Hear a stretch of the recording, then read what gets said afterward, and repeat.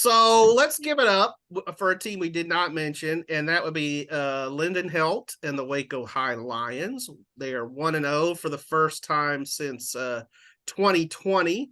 Won a clutch game against Fort Worth Southwest last week. We know that Waco High has experienced some hard times in recent years. They haven't been to the playoffs since 2017. Take playoffs off maybe don't take it off the table, but even beyond the playoffs, what to you guys would represent progress for Waco High this season? Oh, I feel like, oh, go ahead, DJ.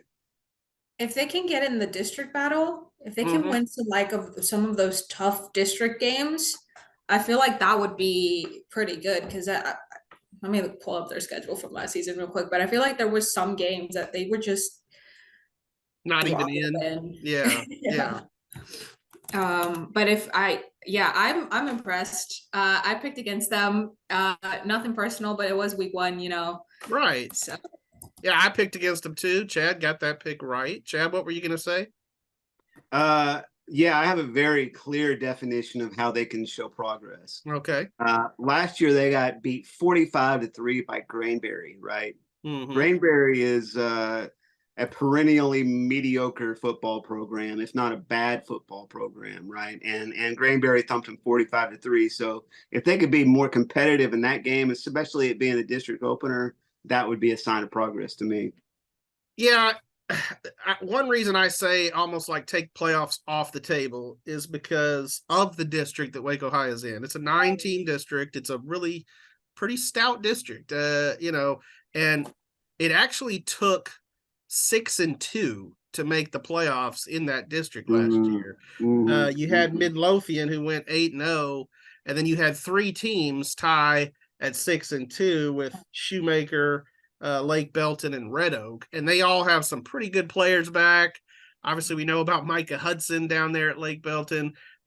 Lake Belton, by the way, this will be in the high school notebook tomorrow. Going to play an ESPN2 game next Thursday, against Red Oak in that district opener. They both have highly regarded receivers.